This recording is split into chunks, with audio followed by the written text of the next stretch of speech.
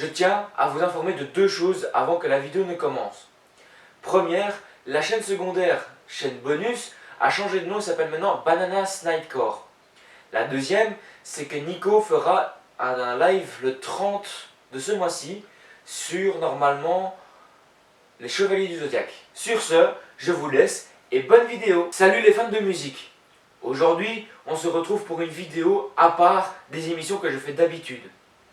Oui, mon décor est enfin terminé. Et oui, il y a eu la photo du décor terminé avant la vidéo précédente. Là, aujourd'hui, je ne suis pas dans mes habits habituels, car c'est une vidéo, comme je l'ai dit là tout de suite, à part. Aujourd'hui, je vous propose une vidéo top de mes 10 groupes préférés. Pour moi, faire un top de mes 10 groupes préférés n'est pas une chose aisée, car il y a trop de groupes que j'aime bien. Les 10 que j'ai sélectionnés sont parmi les meilleurs pour moi. Et je tiens d'ailleurs à préciser que c'est un avis personnel.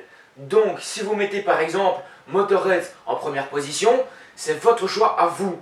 Moi, c'est un autre groupe qui se retrouve à la première place. En 10e position, on retrouve Avenged Sevenfold, alias Ascetics.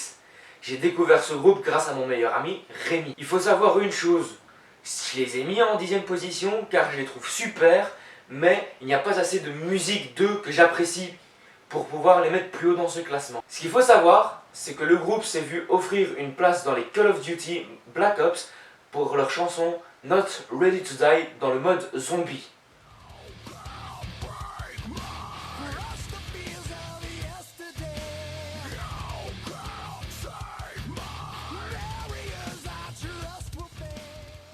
Ce groupe a des riffs très mélodieux et entraînants, mais pas assez pour moi pour que je les mette plus haut dans le classement. En numéro 9, j'ai décidé de mettre un groupe de la New Wave of Belgium Heavy Metal.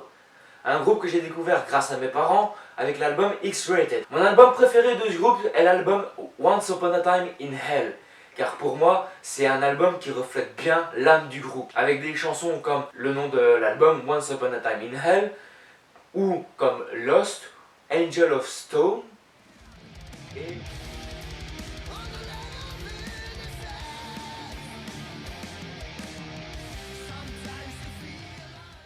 Ce groupe a des musiques entraînantes et qui vous donnent envie de bouger et surtout de découvrir l'ambiance que met le groupe en live. Mais comme le groupe précédent, ce n'est pas assez pour les mettre plus haut dans ce classement. En numéro 8, j'ai décidé de mettre Channel Zero, avec notamment l'album Exit Humanity qui est mon préféré. Au niveau de la musique, ce groupe vous donne un coup droit, un coup revers, vous êtes à terre. Ce groupe vous donnera aussi également l'envie de faire du headbanging à fond la caisse et de vous défouler.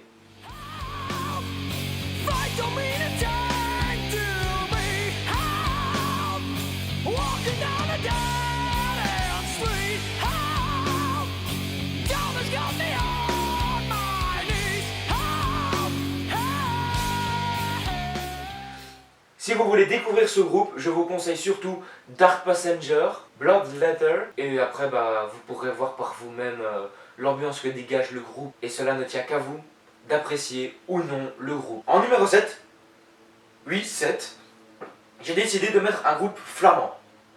Pour ceux qui ne savent pas, les Flamands habitent en Flandre qui se situe au nord de la Belgique. Ce groupe s'appelle Freddie Mercury. À ne pas confondre avec Freddie Mercury. Pas obscène, malgré le fait que je ne parle pas couramment le néerlandais, j'arrive quand même à comprendre certaines bribes de leur musique, certaines doses d'humour qu'ils arrivent à mettre, comme par exemple dans l'album Elkie avec T-shirt van Metallica.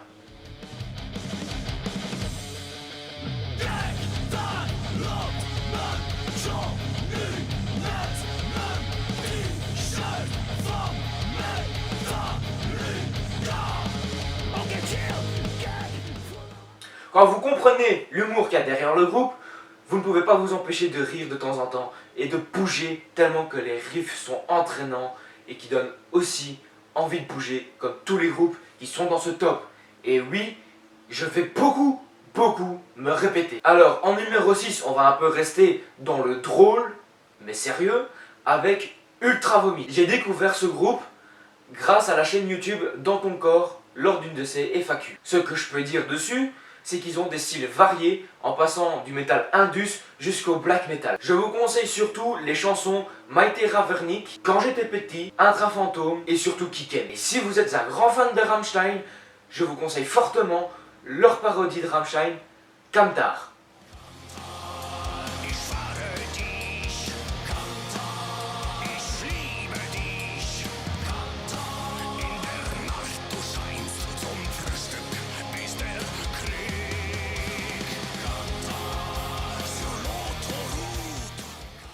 En 5e position, j'ai mis Slipknot. Groupe qui, c'est vrai au départ, je n'appréciais pas vraiment.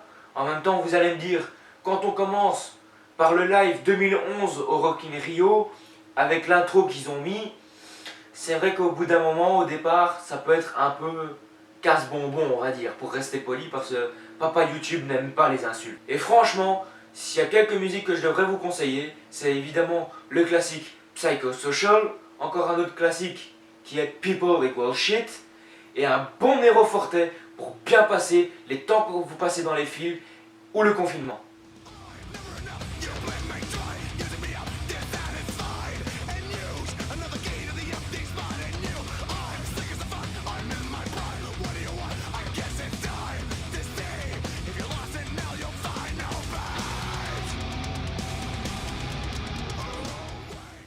En numéro 4, je mets Dunkelnacht, groupe dont j'ai parlé dans mon premier épisode de Découverte Métal. Alors, je peux remercier mes parents d'avoir organisé des concerts, parce que je pense que sans eux, je n'aurais jamais découvert Dunkelnacht. Ce que je peux aussi vous dire, c'est que à chaque album, je me suis ramassé des claques monumentales.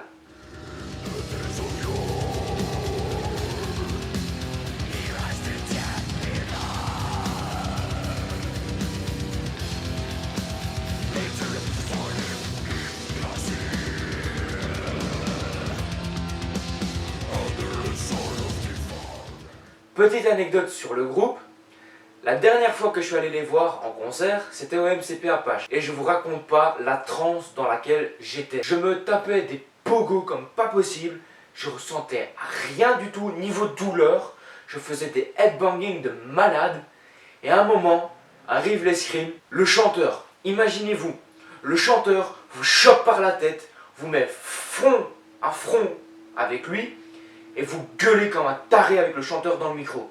Là, je vous jure que j'ai passé un de mes plus merveilleux moments avec ce groupe. Concernant les riffs, je vous mets le lien dans la description de ma vidéo Découverte Métal sur Dunkelnacht, où vous aurez une petite présentation du groupe avec quelques petits extraits de leurs albums. Quand je dis extraits, disons que j'ai un peu exagéré au niveau de la longueur des extraits, mais je me suis dit que ça vous permettrait de bien découvrir le groupe et de bien comprendre les nuances qu'il y a entre chaque album et l'EP. On arrive au podium. Et en numéro 3, je mets Tagada Jones.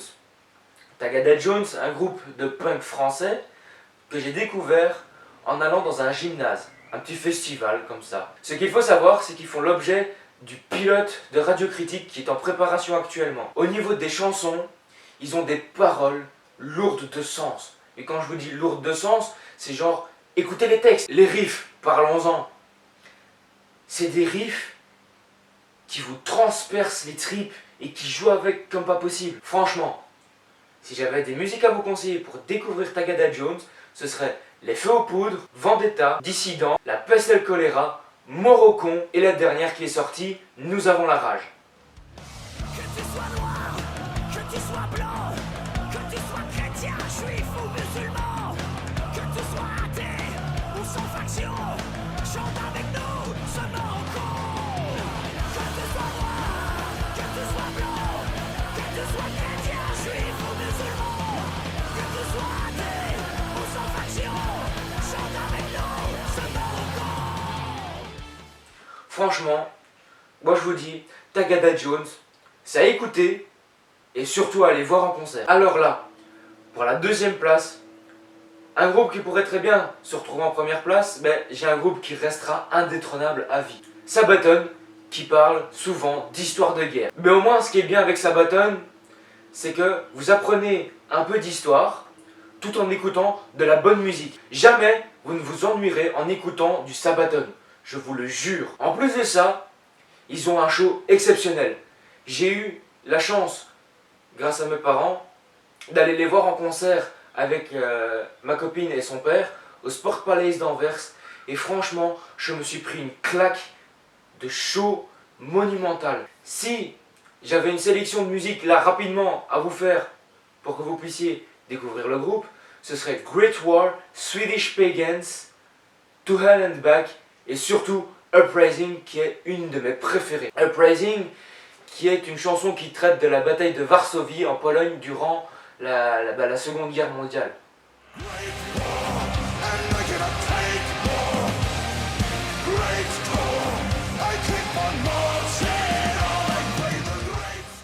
Et surtout, mais alors là, surtout, un gros point positif sur l'ambiance qu'ils savent mettre à leur concert. Et alors,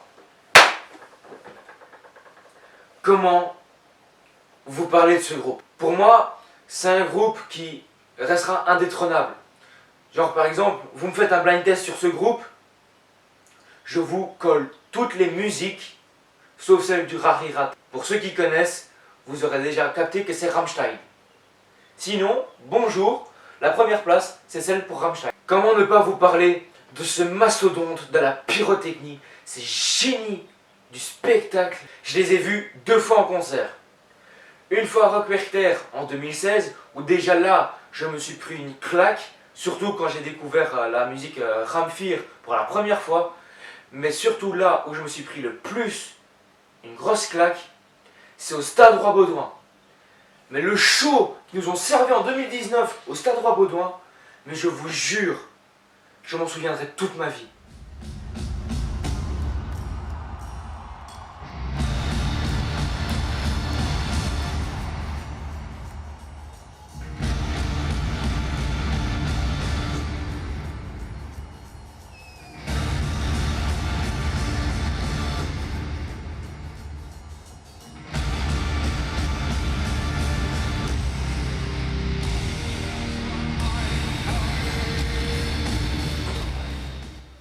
Alors forcément, qui dit Rammstein, dit provocation. Pour leur clip de Deutschland, on voit des membres de Rammstein pendus en tenue de prisonniers de guerre durant la Deuxième Guerre mondiale. Si ça c'est pas de la provoque, autant vous dire que les journalistes n'ont pas vraiment apprécié leur provocation. Ils vont d'ailleurs tellement loin dans la provocation que le clip de la chanson Pussy n'est trouvable que sur les sites pour adultes.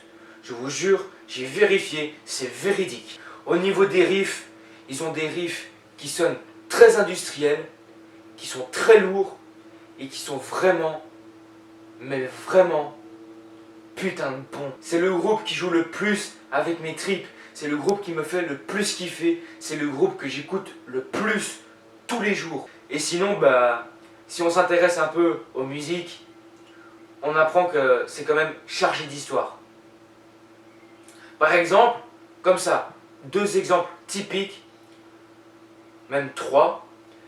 Spiel mit mir, qui raconte une histoire de jeu très bizarre entre 2 frères. Bestrafe mich, ou tout simplement je vous le donne en 1000, veut dire punis-moi. Et enfin ma préférée, Mein Tae, qui raconte l'histoire de 2 personnes qui se donnent rendez-vous quelque part par internet, qui passent un moment romantique et à la fin, t'en as un qui bouffe l'autre, au calme, et avec l'autorisation de la personne qui va se faire bouffer. Si ça, c'est pas juste un truc de dingue niveau histoire, de provoque, alors là, mais franchement, Rammstein, c'est un groupe que je surkiffe.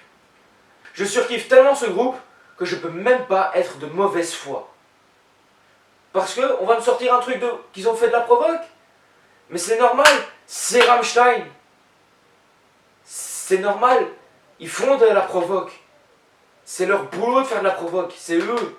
Rammstein sans provoque ou sans pyrotechnie, c'est pas Rammstein. Bon, sur ce, je vais pas vous embêter plus longtemps. C'est la fin de la vidéo. Si vous l'avez aimé, n'hésitez pas à liker, partager et commenter cette dernière. Je vous mets en lien dans la description toutes les musiques qu'on a utilisées. Excusez-moi pour ce bug. Évidemment, il y a certains passages de musique qui auront été modifiées du fait des droits d'auteur, car même si on ne se fait pas monétiser, j'ai pas envie que la vidéo se fasse bloquer. Je vous mets également dans la description les liens vers notre Facebook, Twitter et Instagram. Et je rajoute le serveur Discord qui a ouvert récemment. Sur ce, je vous souhaite une bonne fin de journée ou une bonne journée à vous, ou une bonne soirée. Et je vous dis à la prochaine pour de futures vidéos. Salut tout le monde!